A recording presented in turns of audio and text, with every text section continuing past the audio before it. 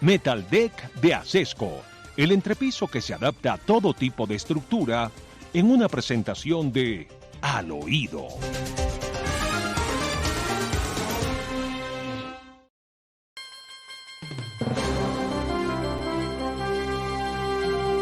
Bueno, Demar, con mucho dolor, y aunque nos duele en el fondo del corazón, tenemos que oír lo que dijo Gustavo Petro en Cartagena a propósito de que va a ser destituido, de que va a perder el cargo por extralimitación en los topes electorales.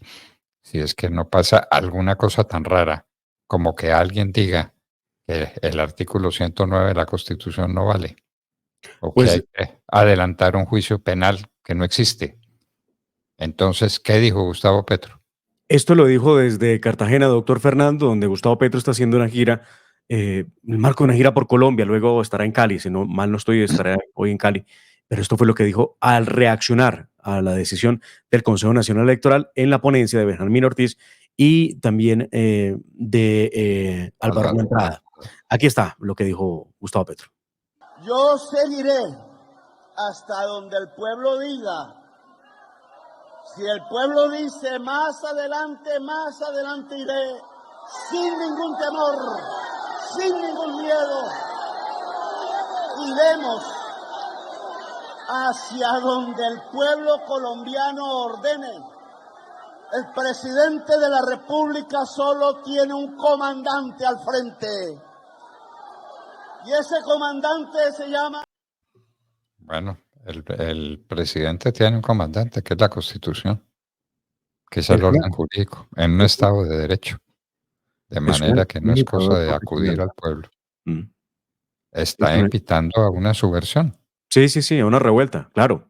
Nos conduce a un enfrentamiento ciudadano cuando propone, entre otras cosas, temas tan complicados como este, doctor Fernando, hablar de armas y hablarle a la fuerza pública, como lo hace Gustavo Petro, evidentemente no es en absoluto pacífico. Veamos qué fue lo que dijo sobre el tema de las armas en Colombia.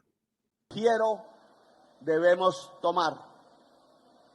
Primero, todo soldado de la República, oficial, suboficial, debe saber que la orden del presidente de la República es que no deben levantar ningún fusil contra el pueblo de Colombia en su libre expresión y manifestación. Que se sepa claramente y de antemano, la orden de su comandante constitucional por el voto popular es no levantar las armas contra el pueblo. Pero aquí va el comentario de levantar las armas contra el pueblo, ¿no? ¿Qué necesidad tiene de decir una cosa? Que el pueblo se va a levantar, según quiere Petro, en contra de las decisiones que tomen las instituciones, y entonces el ejército y la policía no tienen nada que hacer. Entonces dejen que el pueblo se levante y Petro va a comandar una revolución, la guerra civil, tranquilamente. Y entonces termina, doctor Él Fernando. es el comandante de las fuerzas militares, pero las fuerzas militares también están sometidas a la Constitución y a la ley. Y antes que hacerle caso al presidente, le hacen caso a la Constitución y a la ley, que es a la que juraron cuando llegaron a la posición que ocupan, defender precisamente con las armas de la República. Esto dice Gustavo Petro respecto a la movilización, porque él cree que efectivamente es necesario, vamos a ver cuándo la hacen, una gran movilización que lo respalde y que, dice él, rodea a las instituciones de manera pacífica. Yo recuerdo que Gustavo Petro fue una de las personas que promovió el famoso paro, lo que llamaron el estallido social, y ahí no hubo ninguna manera pacífica, ahí hubo violencia, tremenda violencia. Veamos lo que dijo Petro de la movilización. Y segundo, una movilización que sobrepase por completo lo que vimos en este pasado 1 de mayo. Si se atreven, y para ello ya hay que organizar las coordinadoras de fuerzas populares en cada municipio, en cada barrio, en cada vereda, en cada cabildo indígena, en cada comunidad afrodescendiente si se atreven a romper la Constitución y a violar el voto del año 2022. Millones de colombianos tienen que salir a las calles, los invito, les solicito. ¿Cómo le parece? ¿Cómo le parece? Sí, definitivamente, doctor Fernando, es un tema de violencia. Es un golpe de Estado. Sí. Es un golpe de Estado, el anticipo de un golpe de Estado que da el presidente, una invitación a la guerra civil, pidiendo la neutralidad del ejército y de la policía, que no intervengan para nada. Entonces, que dejen que las cosas transcurran y que nos matemos en las calles, ¿no?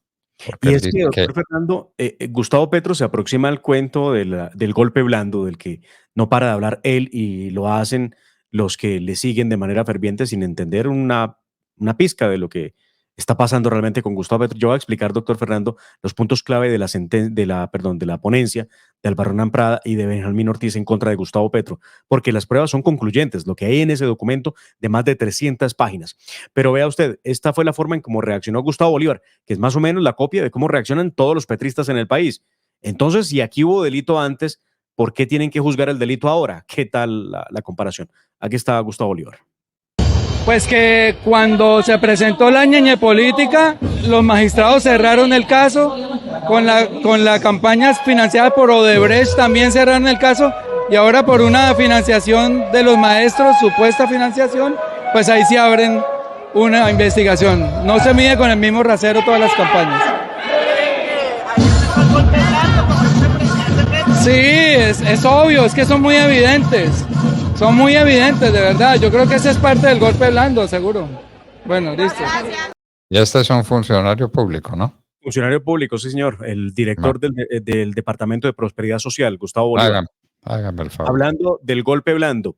Y pues obviamente justificando lo que pasó. No, el señor Bolívar dice que supuestamente donación. No, supuestamente no. FECODE dijo que efectivamente entregaron 600 millones de pesos a la campaña de Gustavo Petro. Lo dijo FECODE. Y entonces ahí ya hay otro asunto, ¿no? No fue a la campaña, fue al pacto histórico, a la gerencia del partido. Entregaron la plata, los 600 millones lo entregaron porque existe el cheque. Esto fue lo que dijo Néstor Osuna al preguntársele por el golpe blando entonces que hay en contra del presidente. Vea usted.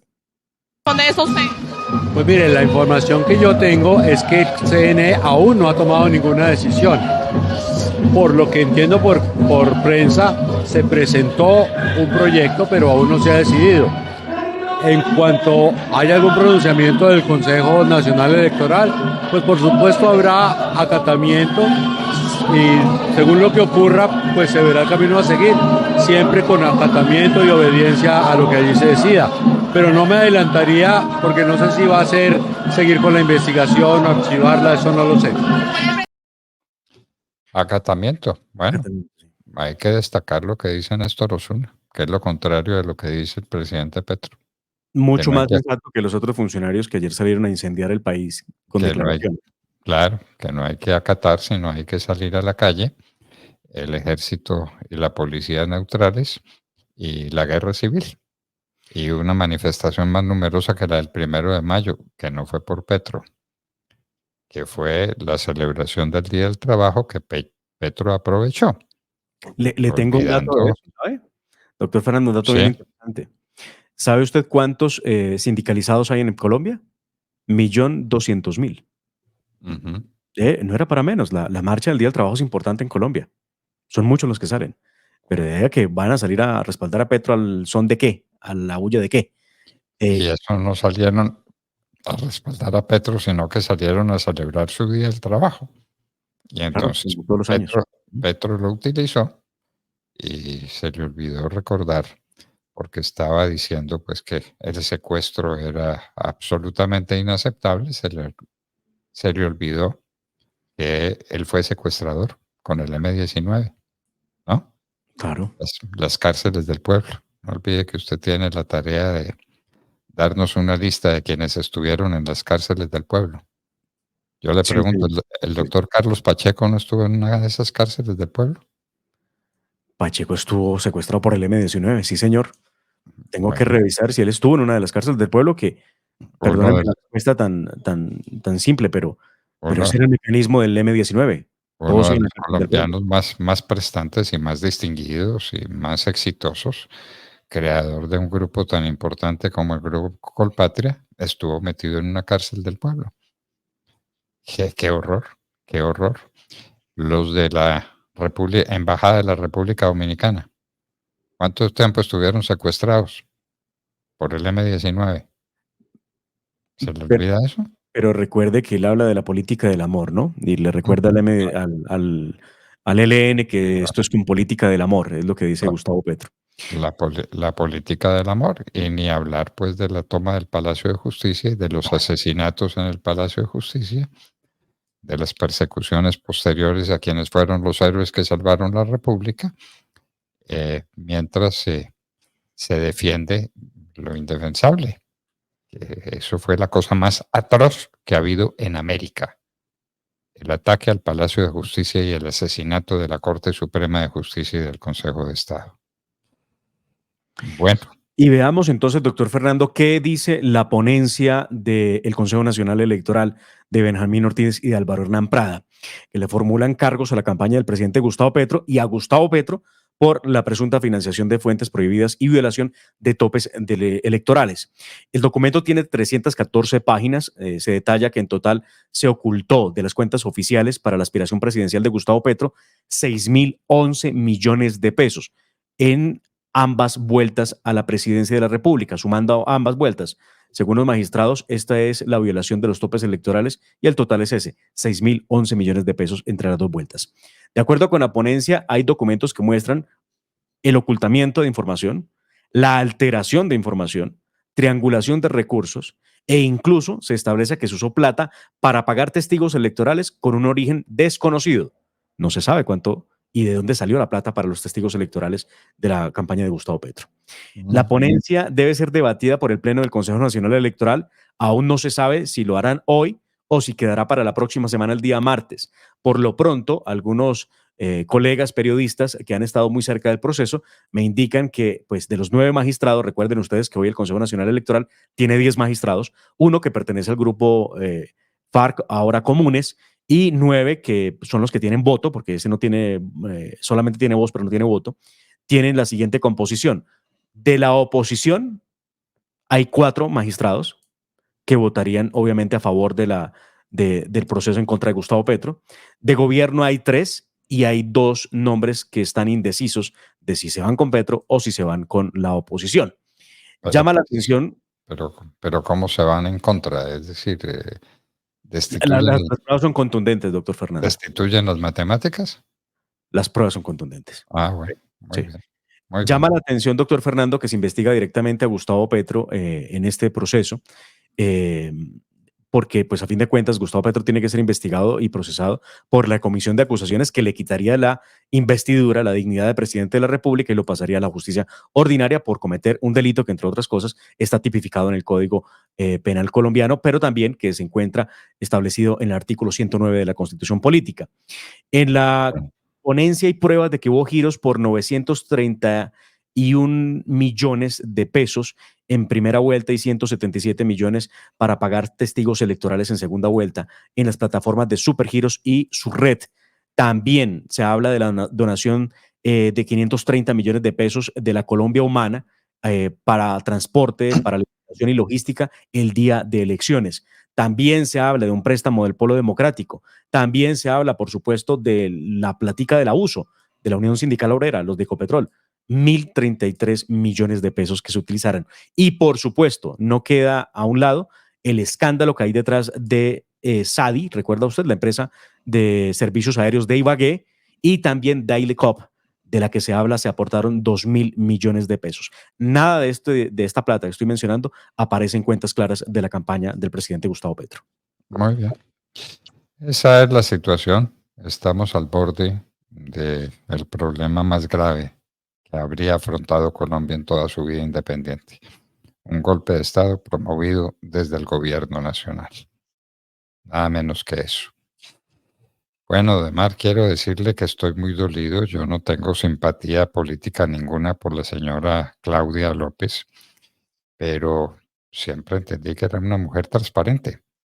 Ahora, vea usted pues, la llaman a interrogatorio por la financiación ilegal de la campaña de su esposa con fondos de la construcción del metro de Bogotá. ¿Cómo le parece? Claudia López, doctor Fernando, fue, recuerde usted, alcaldesa de Bogotá y se eligió con las banderas de la famosa consulta anticorrupción. Eso es lo más llamativo.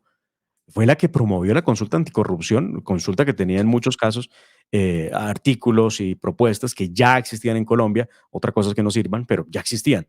Pues muy bien, el próximo jueves 16 de mayo, la Fiscalía General de la Nación ha citado interrogatorio a Claudia López en la investigación sobre los presuntos hechos de corrupción que tienen que ver con la financiación del proyecto Metro de Bogotá, así como financiación irregular, al parecer, de la campaña política de su esposa, la senadora Angélica Lozano, del año 2022.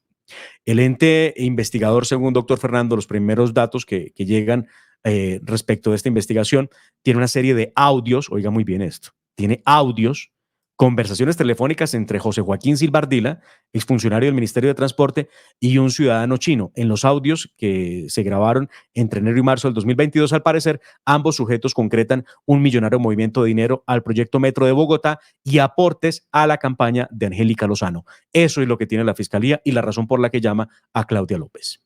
Qué grave. Muy grave y muy triste. Me preguntan que cuánta plática sería. Pues lo que se dice por ahora es que se trataría de 12.000 millones de pesos distribuidos en 2 pagos. Hágame el favor. 12.000 millones de pesos. Muy triste. Porque, le repito, nunca fui políticamente cercano a Claudia López. Jamás me gustó. No me gustó su alcaldía. Pero de ahí a que fuera corrupta, había una distancia muy grande. Y esto es un acto de corrupción en favor de la que llaman su esposa. Yo no estoy acostumbrado a esas cosas, le quiero decir, pero en fin, eso es lo que se dice. La señora Angélica Lozano, 12.000 millones de pesos para su campaña. Qué horror. Es lo que dicen las fuentes cercanas a la Fiscalía en este proceso, doctor Fernando. La investigación había empezado en septiembre del 2023, o por lo menos se conoció. La doctora Claudia López ha dicho que se ha pretendido difamar, de sembrar un manto de dudas sobre su persona, sobre su alcaldía, sobre el Partido Verde y sobre el tema de Metro Bogotá. De hecho, recuerde usted que Claudia López esta misma semana renunció al Partido Verde por el escándalo también que involucra corrupción y que tiene directamente vinculados a Iván Name, que es del Partido Verde, presidente del Senado de la República, a Sandra Ortiz, que también es Partido Verde, y que con el tema de la Guajira, los carrotanques, Olmedo López, Snyder Pinilla, entre otros. Pues vamos a ver qué resulta de esta investigación en contra de Claudia López, quien tenía o tiene clara aspiración presidencial, doctor Fernando. Esperemos que pueda explicar bien las cosas, porque sería un golpe muy duro para quienes hemos creído en la transparencia de la conducta de Claudia López. Equivocada, errada, políticamente incierta, administrativamente negativa, lo que quieran, pero transparente. Qué horror. Demar, que ahora tenemos que Diosdado Cabello regaña a nuestro ministro de Relaciones Exteriores, a Luis Gilberto Murillo. Pero de la peor manera. Menos mal, existe una relación cordial supuestamente entre Gustavo Petro y Nicolás Maduro. ¿Qué tal estas declaraciones de Diosdado Cabello en contra de Luis Gilberto Murillo, el canciller de la República de Colombia? Escuchémoslo. Porque ¿quién le da derecho a usted a hablar de transición en Venezuela? ¿Quién lo ha autorizado a usted para hablar de transición en Venezuela? Aquí la única transición que viene es la transición al socialismo. No hay otra transición. Pero más allá de eso, porque fíjense, esto tiene mucho que ver. Este es un funcionario norteamericano. Usted no trabaja para el gobierno colombiano. Vean dónde estaba adelante. Verifiquen dónde estaba adelante de ser canciller de Colombia. Y habló en inglés, ¿ah? En inglés, para que lo entiendan los amos de allá de Estados Unidos. ¿Por qué? Porque ellos hablan aquí con los opositores. No, el chavismo está dispuesto a una transición. Ya ellos quieren entregar. queremos entregar. En verdad nosotros queremos entregar. Nosotros estamos dispuestos a capitular. Estamos dispuestos a traicionar a un pueblo, a traicionar esa esperanza que anda en la calle. Jamás. Jamás, señor canciller. Ocúpese y todo esto por cuenta de alguna idea del canciller de Colombia, doctor Fernando, de creer que hay un proceso democrático, o por lo menos anunciar que hay un proceso democrático en Venezuela, y vea usted la respuesta de Diosdado Cabello. Lo regaña muy duro, lo trata de ser el sirviente de los Estados Unidos y lo maltrata. Obviamente, pues Petro no va a salir a defenderlo, ni él mismo se ha podido defender de esta andanada que le metió Diosdado Cabello. Bueno, y tenemos una sentencia de la Corte Constitucional que es sencillamente grotesca. El Ministerio de Igualdad es inválido constitucionalmente. La norma es inexequible, pero a partir del año 2026, que es lo que dice la Corte. Del año 2026, es decir, con efecto diferido. Eso es lo más grotesco que yo he leído sobre derecho constitucional, y he leído algo y fui profesor de la materia mucho tiempo, pero esto no se le ha ocurrido a nadie. De manera que la norma es inexequible, pero no ahora, sino desde el 2026 en adelante. Magistrados de la Corte Constitucional, ¿no les da vergüenza? ¿No les da pena? Con los abogados, con los estudiantes de derecho, con los jueces de la República, ¿no les da pena? Bueno, aquí como que no le da pena a nadie, nada. En todo caso, el Ministerio de la Igualdad está soportado en una ley inexequible, pero no inexequible ya, sino inexequible desde el 2026. Y eso da oportunidad, doctor Fernando, para que ya desde el Pacto Histórico anuncien que van a presentar nuevamente un proyecto de ley para crear el Ministerio de la Igualdad. Eso es lo más complejo de todo esto. En un principio, doctor Fernando, la idea del gobierno Petro fue crearle el Ministerio de la Igualdad a Francia Márquez, un ministerio que tiene aproximadamente 1.5 billones de pesos de presupuesto. Un ministerio que tiene un buen presupuesto realmente para lo que tiene que hacer, que no ha hecho absolutamente nada porque ni siquiera se ha ejecutado al mes de mayo de este año el 1% del presupuesto que tiene a su cargo. Lo cierto, doctor Fernando, es que en medio de los debates, recuerdo a la senadora María Fernanda Cabal, había hecho precisamente ese reparo, una violación directa a la ley 819 del 2003, que es la que obliga que todo proyecto de ley que tenga impacto fiscal esté sujeto al marco fiscal de mediano plazo. Este no fue el caso. Nunca hubo concepto favorable del Ministerio de Hacienda del mismo gobierno de Gustavo Petro. No se trataba de otro gobierno, es el mismo gobierno de Gustavo Petro. Y aún así aprobaron el famoso Ministerio de la Igualdad y vaya sorpresa, la Corte tumba al ministerio, dice que no va porque es inconstitucional, pero lo deja viviendo 2 años más para que sigan gastándose una platica. Y para es inconstitucional, pero desde el 2026 en adelante. Es grotesco lo que hacen ustedes, magistrados de la Corte Constitucional. Les debiera dar vergüenza, pena, con los estudiantes de derecho, con los abogados, con los jueces y con los colombianos. Pena les debiera dar. Y así, queridos amigos, nos despedimos de ustedes. Hasta mañana a las 6 en punto, cuando estaremos de regreso, Dios mediante.